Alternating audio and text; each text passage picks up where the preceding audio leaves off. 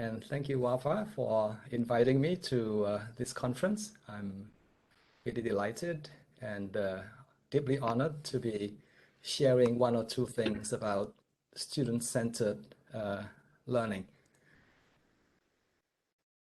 I'm sure you have heard about student-centered learning, or I would sometimes refer to it as SCL, student-centered learning. Now, this is to be contrasted with TCL, teacher-centered learning. Okay, so throughout my presentations, I'll be using TCL and SCL. Very briefly, here is what I want to do. So very simple, very straightforward. First off, I'm going to try to define in a very simple way what SCL is all about, what student-centered learning is all about. I'm not going to be very theoretical in my discussion, but I'm going to be very, very practical in my discussion about SCL. And the next bit of my presentation is very much connected to motivation. Yeah, we think about students. I think one of the things that we need to pay attention to is to what extent our students are interested, excited, motivated in the classroom. That is one very important factor, one very important variable that is very often get forgotten because we are very often too busy teaching the content, paying attention to what we want to cover in our syllabus. We often forget that our job as a teacher is to help the students to see the syllabus or to discover the syllabus. But what we do very often is we cover the syllabus. That being the case, students very often not able to see, the syllabus or the main things that they want to get across. And the last bit of my presentation has to do with, very practical ideas about how we can motivate, how we can engage our students in our teaching. Whether you teach English, French, whether you're teaching English for specific purposes, for academic purposes, or for general English, motivation is going to be extremely, extremely important. Let me begin by showing you three photographs or three images, classroom images. And I'm going to ask you very, very, I'm going to ask Christina and Wafa to tell me, to tell us whether picture number 1, picture number 2, or picture number 3 represents what we understand more or less by student-centered learning. Yeah, so very easy, very straightforward. Picture number 1, picture number 2, and picture number 3. Which of the three pictures, looks more like a classroom that is more student-oriented? I think the answer is very straightforward. Please say 3. Number 3, yeah? Okay, very good. It's number 3. Yes. We placed our answers in the chat. Yes, the answer is very straightforward. I mean, there's nothing wrong with doing this kind of teaching. I think we do this, very often. We also do this very often. But I think today the tendency is for people to sort of rearrange the classroom setting so that there is a lot more possibility for the teacher to have, deeper interactions, and for the students also to work together to interact with each other. And usually we expect the results to be, deeper level type of learning that can happen in the classroom. So what is actually SCL? Very briefly, this is what SCL is all about. It's not about us, but it's more about the students, more about creating more opportunities for the students to learn a lot more in the classroom. So the idea is very simple. I think we all know about that. But when it comes to actually applying the idea, I think we may be, hesitating because we are so used to doing the kind of teaching that is more teacher-fronted, more teacher-directed, more teacher-controlled. And I've been doing that. I've been feeling guilty. I've been guilty of doing all this, teacher-centered things throughout the years. But beginning the past few years, I've been trying very hard to sort of turn the table around and try to get the students to be more involved in the learning process. Here are some examples of, things that we have seen, you have heard before, the kind of, teacher-centered learning that can happen in the classroom. It has gone by the name of problem-based or inquiry-based learning. Sometimes it's called discovery learning, just-in-time learning. But the philosophy behind all these approaches, methods to teaching or to learning is essentially this, the last point. We have to teach less. We have to teach less. So that is one very practical suggestion or advice that we can take away from today's lesson. And I've been practicing that the past few years. I tried to not speak more than 15 or 20 minutes if I can.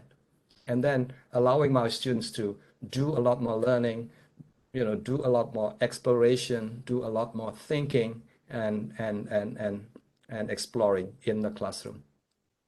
You may have heard about this idea, the Genius Hour. I think a number of schools are implementing this idea. Now, the idea is very radical, actually. The idea is that we set aside about 20% of curriculum time. That's a lot, 20% of curriculum time, allowing students to pursue anything that they feel very passionate about. So the driving force is passion. The driving, reason is motivation, basically. And of course, the belief is that when the students are motivated, I think they are more willing to go the extra mile. They are more willing to explore, to extend their learning beyond anything that we can imagine. So the idea behind Genius Hour is really, really genius, setting aside about 20% of curriculum time where the students can work, maybe under the supervision of a teacher, and providing opportunities for the students to explore, very specific area that they are really, really very passionate about. Now, here is a rather extended definition, but not very extended. So SEL essentially is an approach that places more importance on what students feel, think, and do. Now, these are things that we also know very much about, as a teacher.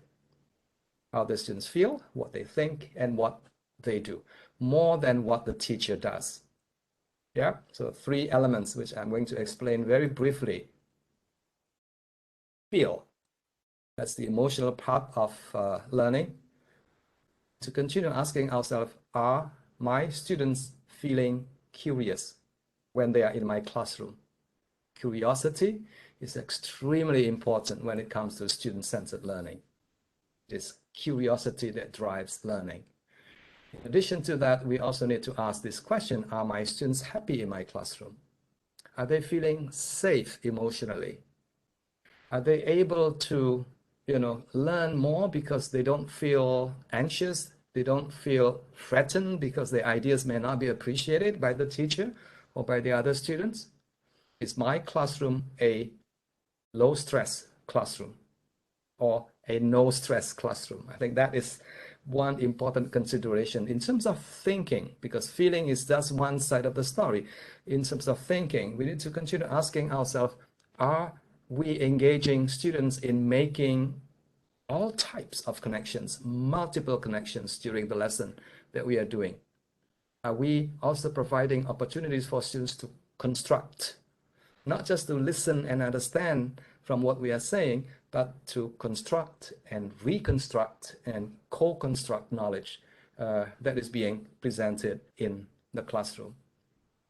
Additional thinking processes include exploration, application, elaboration, and many other things. But the key thing to remember is that we are engaging our students first emotionally, and then cognitively, and lastly also kinesthetically, in terms of creating opportunities for the students to debate, to discuss issues, to do a little bit of writing maybe, and with young kids maybe doing a little bit of walking, a little bit of acting in the classroom as well. So these are 3 things that we need to remember. Remember, all this focus on the students, not the teacher.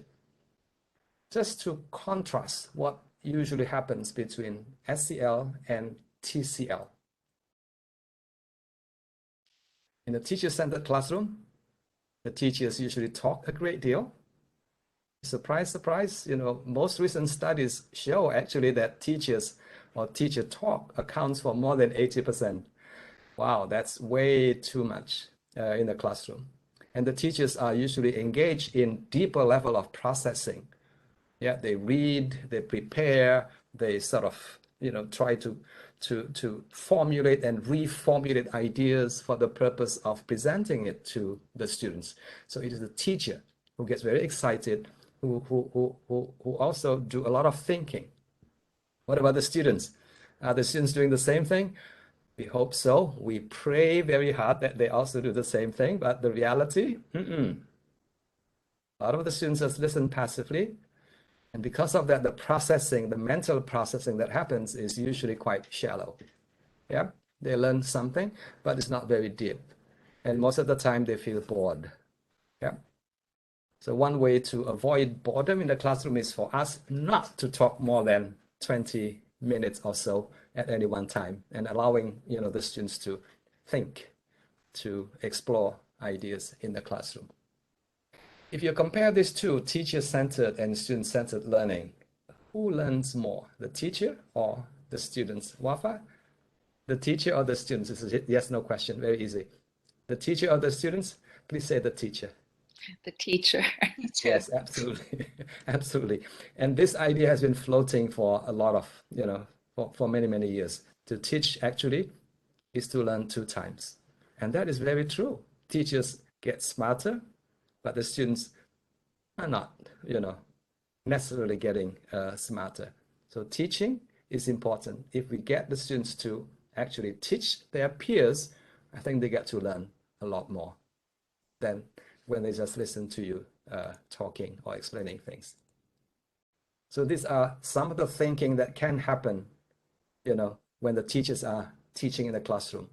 It's the teachers who are doing all these wonderful things. But of course, we want our students to do all these things as well, but they're not doing it. Yeah, the evaluating, the connecting, the transforming, the modifying, the synthesizing, all the wonderful thinking processes, but the students are not doing that. Reason being, they're too busy listening and taking notes. So student-centered learning is an attempt to create environments for the students to engage in deeper level type of learning by being actively engaged before, during, and also after.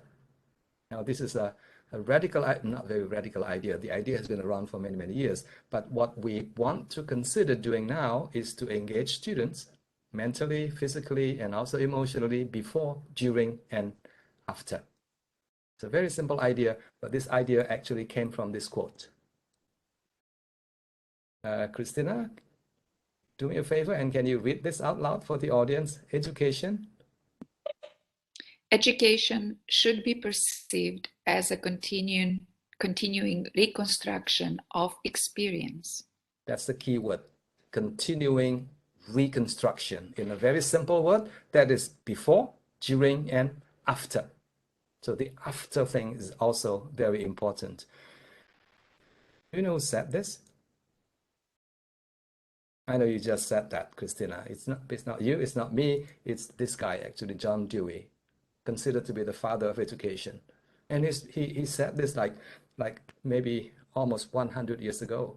But how many of us are actually heeding, paying attention to what he's been saying for so many years? Yeah. For deeper level learning to happen, we need to engage our students emotionally, cognitively, affectively, and also kinesthetically before, during, and after. And I'm going to give you an example of this a bit later. Next, I think it's very clear that motivation is the key to any kind of learning across disciplines, basically, whether within English language education or within the broader fields of education. Motivation continues to be a key factor. It's the driving force behind learning. The reason, motivation basically is about the will and the thrill to learn, in a very simple word. The will, the desire, and the thrill, the excitement. If there's no will and no thrill, I think we can only expect just a little bit of learning that happens in the classroom. And from my reading of the literature and also from my experience, I think student-centered learning works very, very well, works best when students are motivated. So in other words, what we want to do is to bring our students from feeling not so motivated when the students say to themselves very often, I can't and I won't do it, to saying, I can and I will. From feeling unmotivated to feeling motivated. The key thing for us to think about is how. How can we get our students from feeling unmotivated to becoming more motivated? I'd like to share with you a quote that I like very much. Now, this quote came from one of the most well-known persons in the area of motivation in second language learning, actually. There you go. I think the person's name is Zoltan Donye, and he has spent 20 years, maybe 30 years of his career researching motivation. And this is what he says. It's very straightforward. The best way to motivate students is not to tell them, hey, students, please be motivated in my classroom. No. The best way to motivate students is us to improve the quality of our teaching. Yeah. So this is a big question, for reflection for all of us this afternoon, how we can improve the quality of our teaching. If we are able to do that, I think there's a good chance that the students will probably feel a bit more motivated in our lesson or in our teaching. So how can we improve our teaching, the quality of our teaching? I'd like to suggest 6 different ways of how we can work towards helping the students feeling more motivated. And I call this the 6 T's. 6 T's. So all the ideas begin with the letter T. Now here are the 6 T's of motivation. So T1, T2, 3, 4, 5, 6. T number 1 is right there in the middle. What does T number 1 stand for, do you think? T number 1, what does it stand for?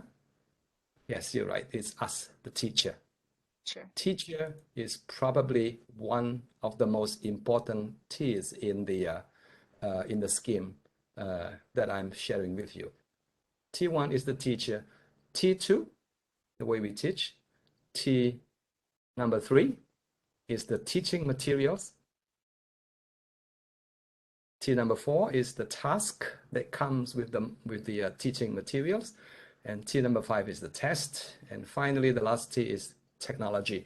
I'm going to spend a few minutes for each, very briefly, very quickly. T number 1, the teacher. If I were to ask you what makes a great teacher, what comes to mind? Wafa, you want to try? Are you a good teacher? Motivated teacher? Yes, I'm a good yes, teacher. very important. Enthusiastic. When you walk into the classroom, I think you need to demonstrate to your students that, hey, you are really into the topic, you are really enthusiastic, that you are really motivated. Anything else? That you are motivated? Maybe commitment. Commitment, I like that. Yes, yes. I think the students can tell whether or not you are a committed teacher, whether you are just faking, your commitment. Yeah. Anything else that you can think about? We have a few, Commitment. we have a few contributions in the chat.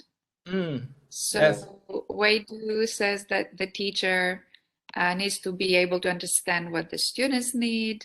Rosemary I like says that. that the teacher should be Yes, yes. fun. Yes, I like Rosa, that too. Yes. A able fun to teacher. transfer learning. And Nagakala says Yes, the teacher should be inspiring. absolutely. Yes. I think what I've seen from the literature is this. Everything, almost everything about you, your characteristics, the way you talk, the way you behave, the way you relate, the way you connect with your students, your enthusiasm in the subject matter, almost everything, even your hairstyle can have an effect on students' motivation, the way you dress, and things like that. And what is also interesting is that the T number 1 is one of the most underutilized elements of motivation. So think about that, how you can project yourself as a committed, as a responsible, as a, as a teacher who is fun to have in the classroom. Teachers who have rapport with the students, relationship. I think that is a great source of motivation. Another important point is whether students see you as somebody who is knowledgeable in whatever subject you are teaching. And then also the way you present your lesson also has an impact on students' motivation. Here is just a quick survey that I did with a number of teachers, and these are some of the responses. Apparently, the knowledge factor, comes quite high, and then delivery is how the knowledge is presented, how information is, transformed into something that is easy, digestible for the students. Rapport comes up next, which I think is really, really very important, how you connect, how you relate to your students. And that also means whether and to what extent you understand students' diverse learning needs in the classroom. So T number one is the teacher. And research says that T number one is underutilized. Okay, so there's room for us to sort of do a better job in that department. Number two is teaching method. If you look at the infographic on my slide, if I were to ask you which teaching mode or teaching method is the most popular in most classrooms, I think probably the answer is lecture style. And one of the reasons is that it's the most efficient, it's the most effective from teachers' perspective, because you get to deliver a lot of information, a lot of knowledge in a very short time. So efficient and effective in that sense. But the reality is that lecturing is probably the least effective in terms of, building or imparting a quality type of teaching in the classroom. So what I have here is a variety, different ways of delivering, different ways of teaching our students. My idea, my suggestion is for us to choose teaching methods that are less teacher-fronted. Occasionally, yes, you can do a big lecture at the beginning, maybe in the middle, and also at the end. But throughout the semester, I think you should consider using a wider variety of teaching methods, especially those that are more student-oriented. So the key word here is variety. In terms of a structure, this is my idea about how, what the format, the structure of a student-centered lesson should look like. The first one is make sure that you mention the most important takeaway of your lesson to your students at the beginning, in the middle, and at the end. Try to say it, to articulate this in a very simple, in a very easy to remember sentence like this. For example, my presentation today, the key takeaway is probably this one. To motivate our students, I think we need to improve on the quality of our teaching. In terms of the structure of the lesson, try to organize your lesson in a very simple way. Today, my structure is very straightforward. What is SEL and why motivation is important in SEL? And number three, 6 ways of motivating our students. During the actual lesson, make sure that we don't speak more than 15 or 20 minutes. Make it a bite-sized kind of learning. Provide students with opportunities to reflect, to explore ideas, to construct and reconstruct and co-construct meaning with you. So that's T number 2. Yeah, T number 1 is the teacher. T number 2 is teaching methods. And T number 3 is the text. Now, the text here refers to any kind of teaching materials that you are using in the classroom. It can be written text, maybe a reading passage, journal articles, book chapters, or even the whole book.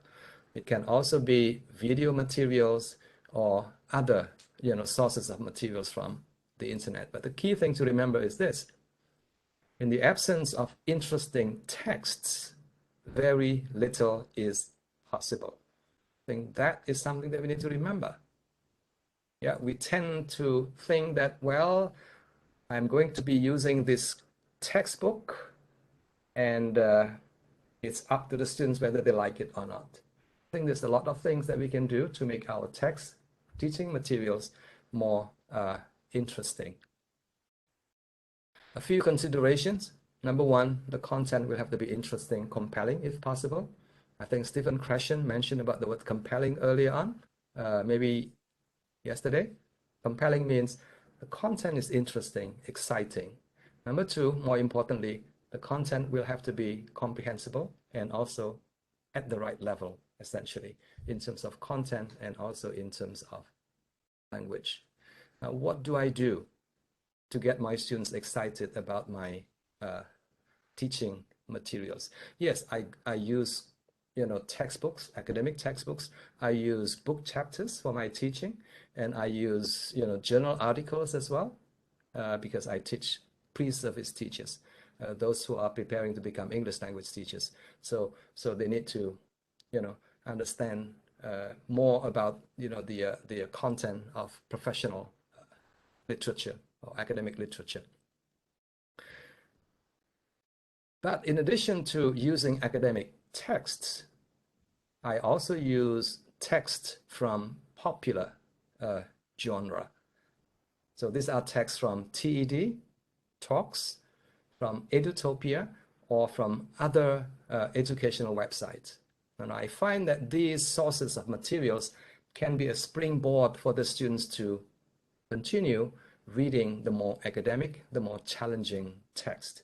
So I'm using these materials coming from the more popular genre to get the students interested, excited about the teaching materials. Now, here are some examples from TED. Yeah, if you're teaching, ESP, for example, and you're dealing with some, acid rain or students who major in the sciences, this particular text might be very interesting for the students to get started with before they read the more difficult, the more academic type of text. Now, here is another example. If you're teaching civil engineering students, for example, so this can be a starting reading for the students before they read the more challenging text. Here's another one about business. This one is on psychology from TED. And this one also is from psychology. And Edutopia is one source of educational websites that I use a lot in my teaching. Articles are usually very short, written by experienced teachers. And if the students find the topic interesting and exciting by reading this kind of text, I think there's a very good chance that they may continue reading the more difficult, the more challenging academic text. Today, with the advance of technology, I think we are increasingly using digital texts. Again, the benefits are obvious.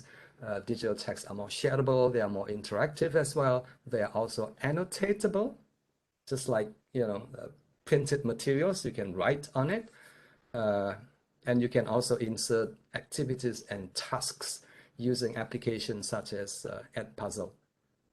So today, the tendency is for people to use digital text in teaching. That's the first three, yeah? Again, WAFA, remember, the first one is teacher, the second one is teaching method, and the third one is the text.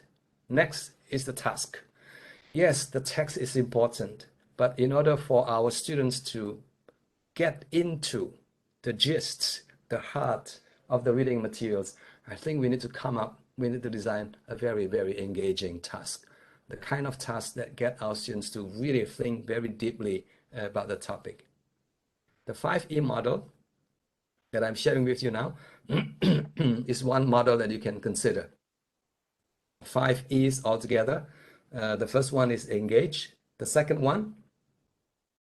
first one, engagement, has to do with the emotional element of learning. Excuse me. Let's get some water.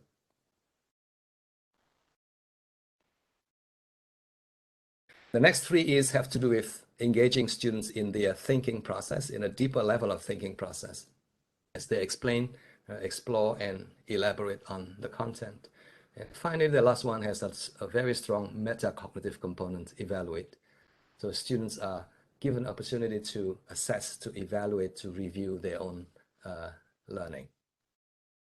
So when you are thinking of preparing a task, this model can be extremely useful. Let me give you an example of a recent task that I did with my students. The course I'm teaching was language teaching methodology.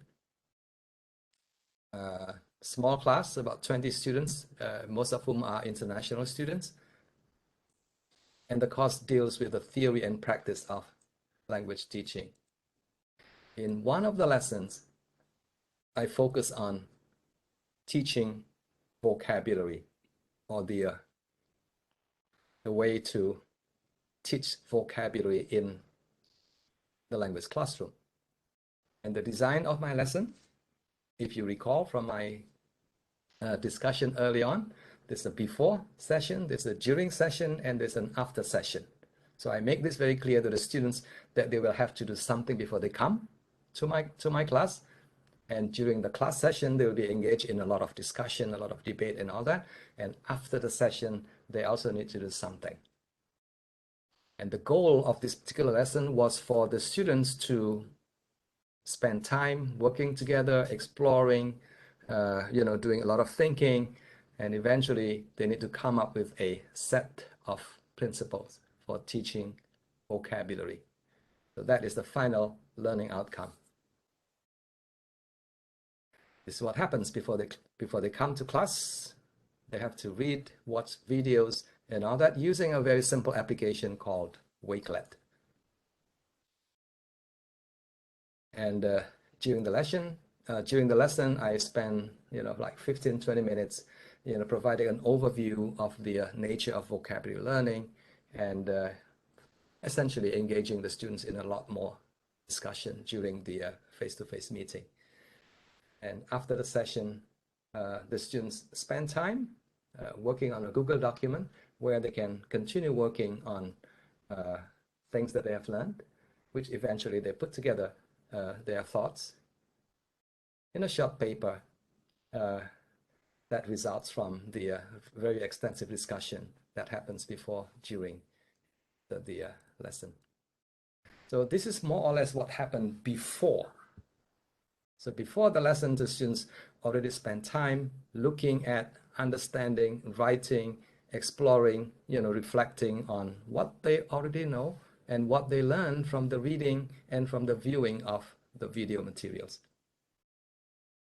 And during the session, as I mentioned early on, I encourage students to have a discussion and contribute 1 or 2 principles in a Google document. So this is a document that they create together in the classroom. Now, since I have about 20 students, I ended up having about 40 principles that the students came up with.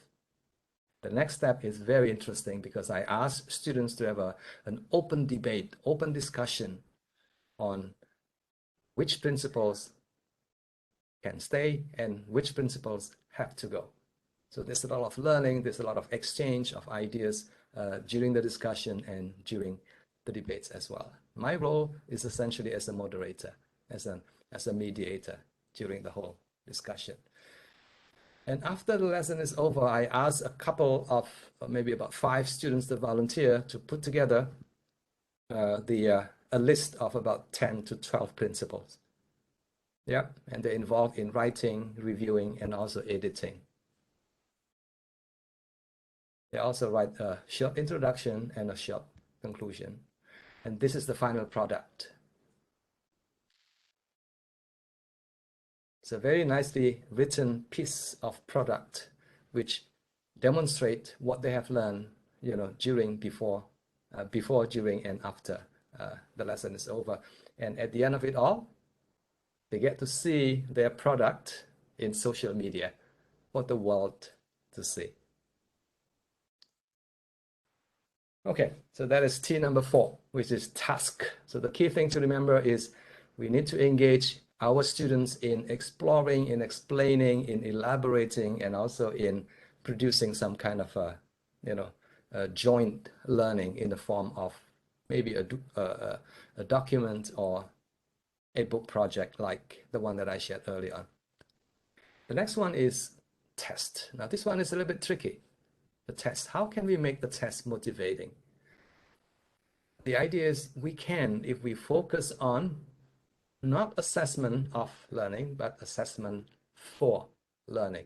I think today the distinction between assessment and teaching, or teaching and assessment is becoming blurry. In other words, teachers, as we teach, we also assess our students. Yeah, and assessment for learning has become an important tool actually for teachers to engage students to further support student learning. And this type of assessment is usually small and usually very frequent as well.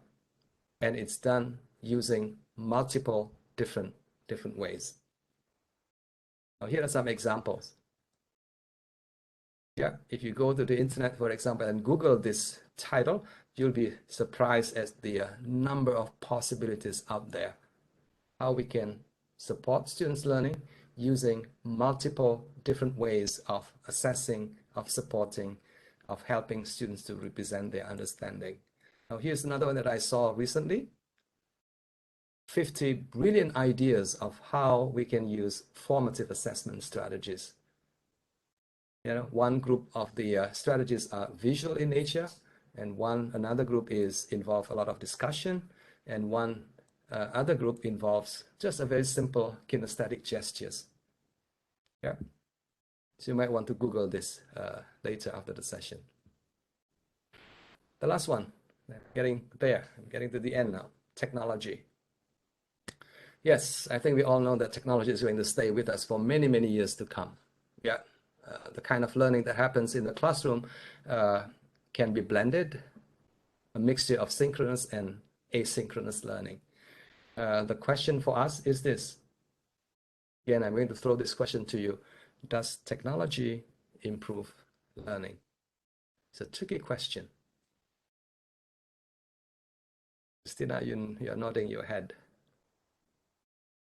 Does technology improve learning? It's a tricky question. Technology is a tool, and I like that. Yes, how we use it is going to determine to what extent it can help the students learn better. Yes, I can tell that you are an excellent teacher. Yes, it's the way we use technology that makes the difference. The technology itself is a tool, just like PowerPoint, just like a whiteboard that we use, just like a computer. It's a tool. Yeah, it's how we use it that can make a big difference. This is what this person says, Mike Sharples, in his book. He says, to improve education, I think we should focus on pedagogy, not just technology. Pedagogy first, and then choose the right kind of tools that will support your pedagogy. In other words, if you have a nice blend between technology and pedagogy, I think what you see is a happy marriage made in heaven. Yeah. And going forward, I expect to see a lot more newer technologies that can help us actually teach in a way that is more motivating, that is more interesting, and that may result in deeper level kind of learning. So essentially, we need to use technology in order to enhance pedagogy. And also, we need to think about how we can use easy to use technological tools, and also the ones that are free. I know teachers are not very wealthy people. I think you can always use tools that are freely available. In terms of how many, this is the kind of question that people often ask, how many and which ones? Not too many. I like this article that appeared in Edutopia a while back. And the author suggested maybe not more than 10. I think 10 is already too many. Yeah. And you can always recycle the kind of or reuse the kind of tools that you have become familiar with. One of which includes, some of which include the, very familiar Mentimeter Peer Deck. Peer Deck is a very nice, way of inserting, adding tasks on your Google Slides for the students to see and respond before they look at the whole slides. I think that's a very nice tool for us to use. I mentioned Wakelet early on. It's a very nice, easy to use, and also free. It's like an online digital cabinet. You can put reading materials, you can put images, you can put YouTube videos, and the students can look at these and respond to some of your questions there. Padlet, very popular. Flipgrid, and also Edpuzzle. Now, these are very useful tools that you might consider using frequently. Ladies and gentlemen, I think I've shared with you 3 things. The first one is, what is student-centered learning? How is it different from teacher-centered learning? I think you will agree with me that today, and also the way forward for us, is to think more carefully about how we can address our students' needs in the most, optimal way. And that means addressing their emotional needs, feeling, addressing their thinking needs, addressing their, kinesthetic needs, and plus also their social needs as well, that they need to belong, that they need to be able to work together and learn together in the classroom. I've also shared with you the idea that motivation is a key component in a student-centered learning environment. Finally, I shared with you 6 T's. I think we are going to say this 6 T's again together. What are the 6 T's again? People, you remember? I think that's my timer. Sorry. Teacher. Yes, T1 is the teacher, and T2 is the teaching method. Yes. Teaching method, teaching materials. Teaching materials, the text, and the task. Task. Text. And the test, yes, and finally technology. So these 6 T's are things that you can exploit, think about, in order for us to help increase the level of students' motivation in the classroom. You've been a great audience, so I'm giving you a lot of gifts, presents for you. All these are available in my website. You just need to remember my name and then add .com at the end. Free downloads for everyone. Christina, back to you. Thank you very much for listening. We do have time for a couple of questions, and there are a couple of questions already in the chat. This is from Wei. How do you make sure students are really doing what you expect them to do in a student-centered class, where for 80% of the class time? So in other words, if you're not there teaching all the time and you allow students to learn in a student-centered way, how do you make sure that they are doing what you are expecting them to do? Yes. Remember the task that I shared earlier on, the before, the during, and the after. So learning actually happens before, during, and after. But the question of whether and to what extent we know that the students are actually learning is a very difficult question.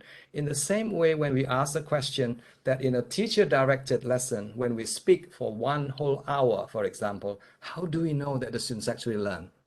Yes, they seem to be looking at you, they seem to be listening to you, but these days, students are very good at keeping their eyes open while they're actually asleep mentally. Yeah. So in the same way, in a student-centered learning, I think if you structure your lesson, if you design your lesson, if you make sure that the students are excited, curious, and motivated, then you can be sure that the students are learning a lot more than when the students are learning in a teacher-centered environment. So a quick answer is we never know how much the students learn. But I think from our experience and also from a theoretical perspective, if we allow the students to think, to construct, to co-construct knowledge together with you and with their peers, chances are higher that they are learning a lot more. The next question comes from King, who is saying, online learning arguably gave good opportunities for student-centered learning with breakout rooms, more self-study, etc.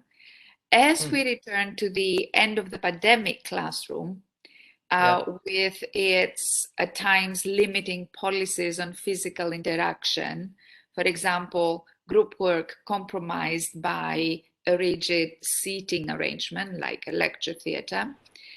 Do you have any tips on how we can safely facilitate student-centered learning effectively? Yes, good question. The seating environment can be a major, impediment to having students working in groups and things. Mick, what you can do is to, talk to the administrators, suggest that the seating arrangement be changed. Now, this is what is happening in my university. In the old days, it's a theater style, a very teacher-centered style of seating arrangement. But these days, the classroom are more, they have tables where the students sit around tables in the classroom.